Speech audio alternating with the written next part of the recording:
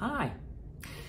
When people start to use Panic Pit Stop, Mood Control, or the other kinds of programs in the drpurvis.online system, what happens is quite quickly they go, well, actually, I don't feel anxious anymore. I'm not so depressed. So what do I need to do? Like, how do I continue to move forward?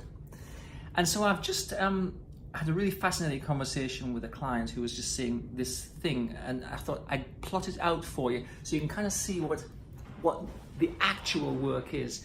If you think you're working on anxiety and depression, you are, but actually you're working on something which is a little bit deeper than that. So I've put it into 3 levels. So the first level is this. This would be the problem that you would kind of present yourself with, or you think that you've got. Panic, anxiety, depression, stress, or whatever it is, okay? And these are the problems that you think you're working on. And of course, these problems quite quickly remit once you start to challenge them, once you start to do something useful. But these are not the actual problem. These are consequences of the problem. Level 2, let's say, is the problem that creates these. So, for instance, it's habitual negative thinking, it's catastrophizing, it's talking down, that's talking down to yourself, it's mind reading, it's doing all sorts of faulty thinking strategies, it's trying to control stuff that you can't control. These are the problems that create these things. These are the things that you kind of perceive as being the problem, but actually they're created by these things. But once you start to challenge these, they sort of go away a little bit more, right? And then you say, well, what do I need to work on? What do I do? Well, of course, that brings us to level 3 now. Level 3 causes level 2. Level 2 causes level 1. And so these are the things, in principle, that you need to work on for the whole of your life to have a happy experience, right? So I've just listed a few. For instance, whenever you avoid something, you're basically telling your brain that this thing is dangerous, risky, not good for me, therefore I need to avoid it. And most avoidance is actually counterproductive. It actually perpetuates the problem. So think about this. What do you avoid in your life? If there's anything that you avoid in your life, by avoiding it, you're actually making level 2 more likely to occur, which makes level 1 more likely to occur. I mean, a big element in panic and anxiety, and even in depression, is avoidance. Okay. You're using false control strategies. Well, false control strategies are things that you're trying to control the external world because it's something that you can do. For instance, I mean, the example that I always give is that you might have a very clean house because it makes you feel good about yourself. But your self-esteem genuinely cannot be determined by whether your house is clean or not. Or you might try to please people because you don't want to be criticized. But the truth might be that in fact you do a perfectly good job and no one's going to criticize you anyway. So this is a counterproductive strategy. Using false control is a counterproductive strategy. Avoiding things is counterproductive. Being self-critical, oh, no, I'm stupid, well, I'm not very clever, well, I just can't do that, right? You're basically telling yourself that you're not good enough. You accept your problems as being legitimate things, right? Most psychological problems are invalid. They do not belong in your life.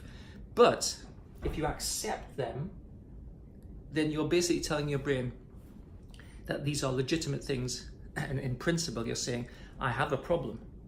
Rather than, I am not the problem, but I have a problem. You're saying, I am the problem. Let's say, sorry. And worry, oh, well, yeah, I just worry. I'm a worrier. Well, if you're a worrier, what's going to happen is you're going to do a lot of negative thinking and catastrophizing, and that's going to make you anxious and panicky. So, these are clinical problems, and we definitely don't want these in our life. But these are the consequence of these and many other things.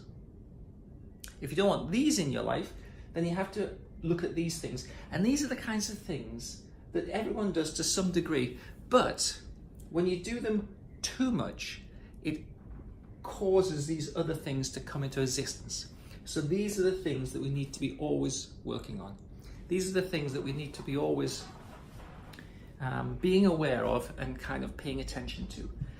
Now, if you want to have a happy experience, and if you want to kind of, have a successful life where you're not bothered by things like worry, well, panic, anxiety, depression, and stress, you have to take care of the little things. Do you remember that old phrase, don't sweat the small stuff because it's all small stuff, right?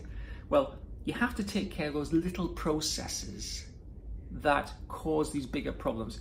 And it doesn't take much time and it doesn't take much effort, but it needs a little bit of awareness to just go, okay, hang on, I'm catastrophizing. Oh, hang on, I'm worrying. Oh, hang on, I'm avoiding that motorway when actually motorway driving is not any more dangerous than any kind of driving, okay? So we have to bring our awareness to this. So I wanted just to show you those 3 levels so that you'll see that once you start working through mood control, the panic pit stop, and you start to feel a bit better, we then move down to the next level and the next level until we kind of negate, we defeat the processes that cause the bigger problems that kind of really derail and disrupt our lives. So I hope you find that interesting. The levels, the 3 levels that I've outlined here are valid and apply to every aspect of life. Business, entrepreneurship, relationships, bringing up children, everything.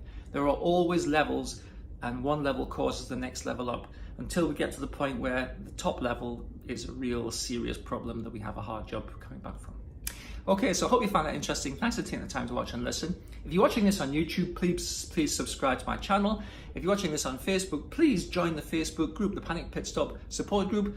Tons more videos and other tools that you can use to help yourself. And at the moment, we're having the Stop Overthinking 7-Day Challenge running, which is a free 7-day course to stop you from overthinking. And if you want to move on and really deal with panic, anxiety, depression, and stress, then join the Panic Pit Stop or Mood Control programs. They're all in the drpurvis.online fantastic CBT programs. Thanks for taking the time to watch and listen.